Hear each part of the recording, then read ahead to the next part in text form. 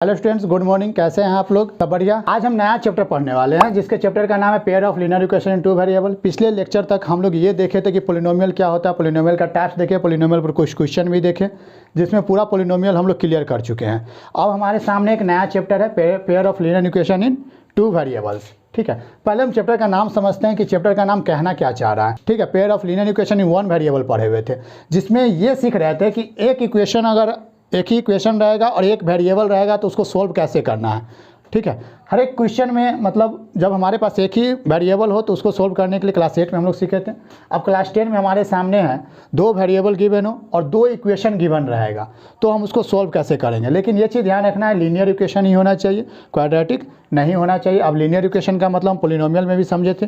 Linear polynomial किसको कह रहे थे? जिसका डिग्री कितना होना चाहिए? 1 होना चाहिए। यानी लीनियर इक्वेशन में भी डिग्री इक्वेशन का कितना होगा तो 1 होगा। यहाँ पर दो वर्ड है, एक है लीनियर, दूसरा है इक्वेशन। इक्वेशन का मतलब तो आप लोग समझते हैं कि जिस पोलिनोमियल में अगर इक्वल का साइन अगर आ जाए तो वह क्या बन जाता है? इक्वेशन बन जाता है। और लीनियर का मतलब कोई भी पोलिनोमियल जिसका डिग्री कितना होना चाहिए? 1 होना चाहिए। यानी 2x + 3 इसका डिग्री का बात करें तो हाईएस्ट पावर वेरिएबल का कितना है? 1 है। तो इसका मतलब इसका डिग्री कितना है? इसका डिग्री कितना है? 1 है। इसका मतलब ये कौन सा पोलिनोमियल हो गया? Linear polynomial. लेकिन जैसे ही इस पोलिनोमियल में अगर इक्वल साइन लग गया, चाहे कुछ भी रहे, इक्वल के बाद 3 रहे, चाहे 4 रहे, चाहे कोई वेरिएबल ही आ जाए, तो ये हमारा कौन सा बन जाता है? लीनियर इक्वेशन बन जाता है। कुछ भी रहे, ठीक है, सिर्फ इक्वल का साइन आने से ये क्या बन जाता है? इक्वेशन बन जाता है। तो हम बात करने वाले हैं, अब हमारे पास कुछ ऐसा इक्वेशन आएगा जिसमें दो वेरिएबल होगा। ठीक है, अब दो वेरिएबल कहने का मतलब है कि मान लेते हैं दो वेरिएबल हमारे सामने, एक वेरिएबल x होगा, दूसरा वेरिएबल y आ जाए। तो कैसे पूछा जा सकता है? तो मान लीजिए x + y इस तरीके से पूछा जा सकता है, x - y, या कुछ भी 2x + y, 2x - y, 2x - 3y, कुछ भी इस प्रकार से जब भी रहेगा आपके सामने तो सारा का सारा ध्यान से देखिए तो सब में क्या है? दो वेरिएबल आ रहा है। यानी यहाँ पर सब में क्या है? दो वेरिएबल है। तो ये दो वेरिएबल वाले क्वेश्चन सब हो गए। अब इसी को हम लोग समझते हैं कि दो वेरिएबल वाले अगर कोई भी लीनियर इक्वेशन रहे तो उसको सॉल्व कैसे। अगला टॉपिक जो हमारा है वो क्या है? System of linear equations in two variables. ठीक है, इसमें हम लोग समझते हैं कि अगर सबसे पहले ये कि अगर हम लीनियर इक्वेशन वन वेरिएबल में कितना इक्वेशन हमारे सामने होता था? सिर्फ एक इक्वेशन होता था, उसी से हम लोग एक इक्वेशन का क्या निकाल लेते थे? सॉल्यूशन निकाल लेते थे। लेकिन इसमें क्या होगा? हमारे पास दो वेरिएबल है तो दो इक्वेशन चाहिए सोल्व करने के लिए। किसी भी इक्वेशन को सोल्व करने के लिए दो क्या चाहिए हमारे पास? किसी भी वेरिएबल को, दो वेरिएबल है तो उसको सोल्व करने के लिए दो इक्वेशन चाहिए। तो सबसे पहले हम लोग वही चीज़ जो हर पोलिनोमियल में किए हुए थे कि इसका जनरल हम लोग निकालने की कोशिश करते हैं कि इसका दोनों जनरल इक्वेशंस क्या होगा। ठीक है, दोनों जनरल इक्वेशंस निकालिएगा तो ए को कहा जाएगा a1x + a2y = c, जहाँ पर हमारा क्या हो जाएगा? a2 के जगह पर b कर दीजिए, b1 कर दीजिए। ठीक है, और ये c1 कर दीजिए, जहाँ पर a1 b1 और c1 ये क्या होगा? जहाँ पर c1 कांस्टेंट होगा और a1 b1 क्या होगा? कोफिशिएंट होगा। एक x का होगा तो एक y का होगा। ये हमारा नंबर 1 इक्वेशन हो जाएगा।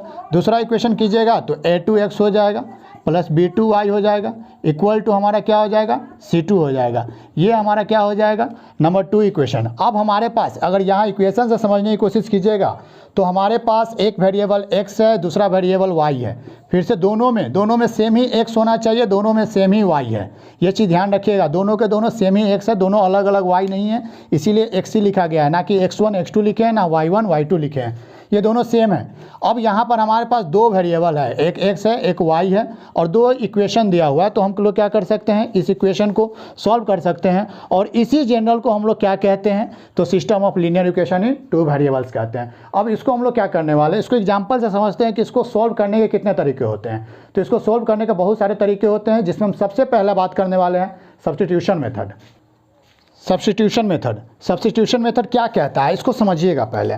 सब्स्टिट्यूट का मतलब क्या होता है? ठीक है, किसी एक वेरिएबल को दूसरे वेरिएबल के टर्म में निकाल लीजिए। ठीक है, किसी एक इक्वेशन से दूसरे इक्वेशन में क्या कीजिए? किसी एक वेरिएबल को दूसरे वेरिएबल के फॉर्म में निकाल करके दूसरे इक्वेशन में पुट कर दीजिए। वहीं से क्या होता है? सब्स्टिट्यूशन मेथड शुरू हो जाता है। सब्स्टिट्यूट का मतलब ही होता है एक के जगह पे दूसरा होना चाहिए। सब्स्टिट्यूट का मतलब यही होता है सब्स्टिट्यूट का। ठीक है, मान लेते हैं कोई भी दो इक्वेशन, अगर एक इक्वेशन हमारे पास है तो स्टूडेंट्स हमारे सामने ये इक्वेशन अगर गिवन हो, ठीक है, अब इसका अगर क्या करना है? सब्स्टिट्यूशन मेथड से अगर सॉल्व करना है तो हम क्या बोले हैं? हम बोले हैं ये कि किसी एक इक्वेशन में से आप क्या कीजिए, एक वेरिएबल का दूसरे वेरिएबल के टर्म में निकाल लीजिए। मान लेते हैं कि अगर हमको इक्वेशन नंबर 1 से अगर बात करें, फ्रॉम इक्वेशन 1, तो हम लिख सकते हैं इसको x पर जो जैसे लिखा है पहले उसको लिख लिए। अब यहाँ से लिख लेते हैं x इक्वल टू कितना हो गया -2y। अब क्या कीजिए आप, ठीक है, अब यहाँ से क्या करना है, हम x का वैल्यू y के टर्म में निकाल चुके हैं। अब इसको क्या कीजिए, इक्वेशन नंबर 3 मान करके इस इक्वेशन को इक्वेशन नंबर 2 में पुट कर दीजिए।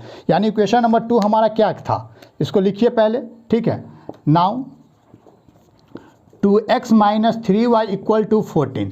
अब इक्वेशन नंबर 3 में हम x का वैल्यू निकाल चुके हैं y के टर्म में, तो इस x का वैल्यू क्या कीजिए, इस इक्वेशन में पुट कर दीजिए। यानी 2 × x का वैल्यू पुट कीजिएगा, कितना हो जाएगा -2y - 3y = 14, ठीक है।